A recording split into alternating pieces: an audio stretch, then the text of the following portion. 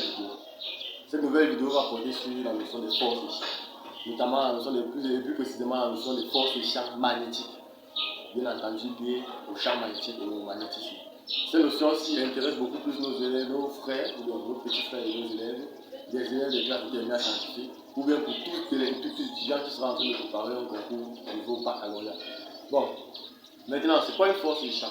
C'est quoi une force? C'est quoi un champ? Bon, une force, c'est simplement toute action capable de mettre un corps en mouvement, de le déformer, etc. Comme on l'avait vu déjà dans les classes antérieures.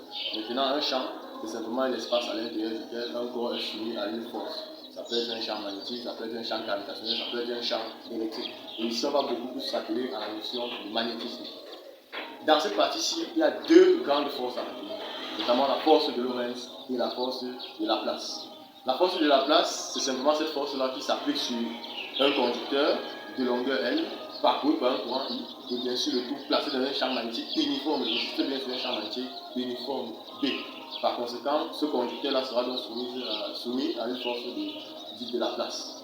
Maintenant, par contre, si on a une particule, notamment un électron par exemple, ou alors un proton, une particule de toute façon, un ion par exemple, qui est en train de se déplacer à une vitesse élevée, toujours dans un champ magnétique uniforme, cette fois-ci, cette particule-là sera donc soumise à une force dite de Lorentz. Maintenant, c'est quoi donc ces valeurs-là? Ces valeurs-là sont simplement données par les relations suivantes qui sont là derrière. C'est-à-dire, toute portion de longueur L parcourue par un courant I et placée dans un champ magnétique B sera soumise à une force dite de Laplace donnée par la relation F égale IL vectoriel B. Par contre, comme je disais tantôt, si c'est plutôt une charge qui est en déplacement, alors la force magnétique appliquée à la charge sera donnée par la relation F égale QV vectoriel B. Bien sûr, qui étant la charge de la particule, B la vitesse avec laquelle la particule se déplace, et B le champ magnétique. Et ce champ magnétique-là, je vais encore insister là-dessus, doit être uniforme. Maintenant, dans le développement, on se rend compte que la force de Lorentz, c'est voici, un cas particulier de la force de Laplace qu'on essaie de démontrer ici. La force de Laplace étant donnée par la relation F égale IL vectoriel B. Et on sait aussi que la vitesse est égale simplement au déplacement divisé par le temps, le déplacement sur le temps qu'il faut effectuer le déplacement. Partant de l'angle que l'on tire, le déplacement est remplacé par là. Par conséquent, le L qui est ici sera remplacé donc par TV, vectoriel B. D'autre part, on sait aussi que toute particule chargée a une charge qui est donnée, qui varie en fonction de l'intensité du courant, proportionnellement à l'intensité du courant et proportionnellement aussi au temps qu'il est parcouru par le courant, par la relation Q égale à IT. En remplaçant donc IT par Q, on aura donc F égale à QV vectoriel B. Voilà donc la démonstration, ou du moins ce qui prouve que la force de Lorentz est un cas particulier de la force de Laplace.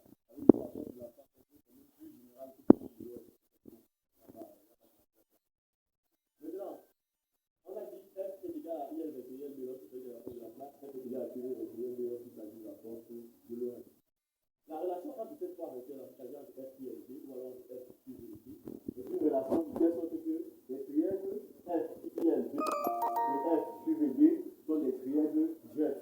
C'est quoi un trièdre jet? C'est simplement, vous allez voir, c'est un peu comme on le fait, OIJ, K, ou IGK, tourné dans une orientation, dans le sens direct. C'est-à-dire, lorsque je tourne de F et IL, je dois forcément trouver le vecteur B. Lorsque je tourne de IL vers B, je dois forcément trouver le vecteur F, et ainsi de suite. Maintenant, pour trouver dans cette orientation-là, on a appris certaines règles en place, notamment la règle du bonhomme d'affaires, la règle de la main droite, la règle des trois doigts de la main droite, la règle du tibouchon. Et pour mieux expliquer cela, je vais donc m'appliquer à utiliser une seule formule qui est celle de la règle de la main droite. Vous allez simplement placer votre main droite comme ceci. Et vous rassurez que le pouce soit tendu perpendiculairement au reste de la paume de main. Et le pouce indique le sens de la force grand F, qui est soit la force de Laplace, soit la force de Lorentz. Le bout des doigts indique le sens, soit de IF, c'est-à-dire du déplacement, soit de QV, également du déplacement, mais cette fois-ci de la particule. Et maintenant, le sens de la paume de main, c'est-à-dire là où la paume de main regarde, indique simplement le sens du champ magnétique. Par conséquent, si on veut appliquer ça ici, on va donner un champ magnétique qui est dirigé vers le haut et un courant IL qui est dirigé vers la gauche. Par conséquent, tout vecteur qui sera noté de cette façon-ci sera donc un vecteur entrant, c'est-à-dire entrant dans le plan. Par exemple, si je dessine un vecteur, supposons que voici le bout de mon vecteur, et qu'il est dirigé dans ce sens-ci, il est en train d'entrer dans le plan du tableau. Par conséquent, si je veux le replanter, je vais le planter avec une croix. Maintenant, s'il est plutôt dans ce sens-ci, ça veut dire que le bout de ma flèche sera sortant du tableau. Par conséquent, je vais donc le représenter avec un point. Donc, la croix, c'est un vecteur entrant, et le point va donc représenter un vecteur sortant. Maintenant, dans notre exemple, je suis en train de dire que B est le champ magnétique, forcément. IL, c'est l'intensité du courant, et L, c'est la longueur du déplacement. Maintenant, F, comment est-ce qu'on fait pour représenter F? On va donc utiliser la règle de la main droite, comme je disais, c'est-à-dire je vais m'appliquer ici uniquement à utiliser la règle de la main droite. Je vais donc placer ma main dans telle sorte que, on a dit la paume de la main vous indique le sens de B. Donc je vais placer ma paume de main de telle sorte qu'elle puisse regarder vers le haut. Et IL est indiqué par le bout de mes doigts. Donc je vois bien le bout de mes doigts vont dans ce sens ici, comme le tableau. Et puis la paume de ma main est en train de regarder vers le haut. Maintenant mon pouce lui est en train d'aller vers l'intérieur du tableau. Il est en train d'entrer dans le plan du tableau. Par conséquent, je vais représenter ma force ici avec une croix. Et c'est tout. Aussi simple que ça. Maintenant, dans le deuxième cas-ci, la force est dirigée vers l'extérieur. On sait que la force, c'est le pouce. Donc, je place déjà mon pouce de telle sorte que ça regarde vers l'extérieur. Maintenant, QV est le vecteur qui est dirigé par les 4 autres doigts vers le haut. Comme on voit là, c'est vers le haut. Donc, je vais placer ma paume de main dirigée vers le haut. Elle fait comme ceci. La paume de ma main maintenant regarde vers l'extérieur, indiquant donc le sens de mon champ magnétique. Donc, mon champ magnétique sera donc sortant. Ce que je fais, c'est que je vais donc venir ici mettre un point et représenter mon D.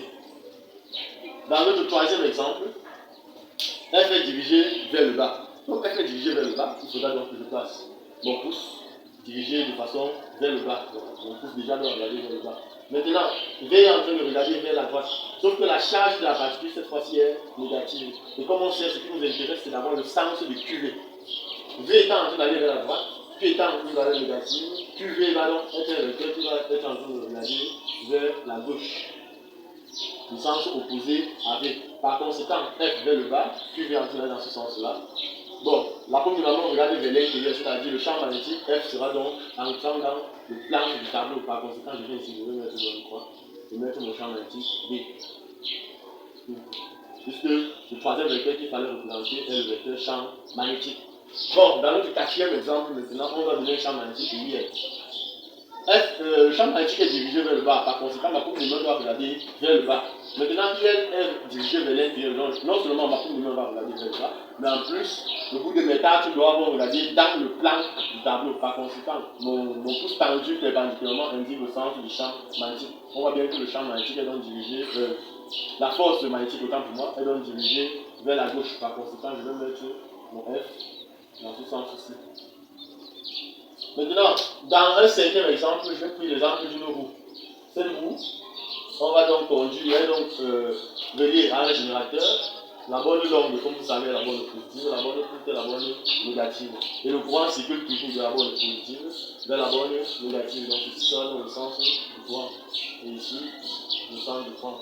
Cette roue-ci, la demi-partie de la roue est plongée dans le mercure. Le mercure, c'est un liquide, c'est vrai, ou un fluide, mais c'est un très bon conducteur de courant. Et on va donc placer cette demi-portion, cette demi-partie de la roue dans un champ magnétique qui sera donc avec le point qui indique un vecteur sortant. Donc le champ magnétique est donc sortant du tableau.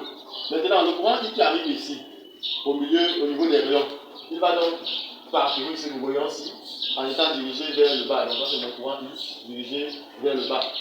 Qui étant dirigé vers le bas, je vais donc placer le bout de mes doigts dirigé vers le bas. Et mon champ magnétique étant sortant, ma main va donc rester dans cette position-ci. Maintenant, je vois bien que F est en train d'être dirigé vers la gauche. Et plus important maintenant, F ne s'applique pas sur n'importe quelle partie de mon rayon. F doit être appliqué au milieu de mon rayon. Parce que d'après la loi de Laplace, toute particule de longueur L, toute portion de circuit de longueur L, autant pour moi, parcourt par un courant qui est placé dans un champ magnétique B, est soumise à une force dite de Laplace qui s'applique au milieu de la portion. Voilà pourquoi est-ce que je mets mon point F ici, je mets ma force F ici, avec le point d'application, le milieu de mon rayon. On va voir comment est-ce qu'on représente la force de Laplace pour une roue parcourue par un courant I et par un champ magnétique uniforme B. Maintenant, pour déterminer le champ magnétique, vous avez vu ça dans les classes précédentes, on peut donc déterminer le champ magnétique de deux solénoïdes, d'une bobine, etc. J'espère que cette vidéo vous a apporté assez d'explications par rapport aux notions que vous avez vues en classe. N'oubliez pas de liker, de partager, de vous abonner et de mettre 3 pouces bleus.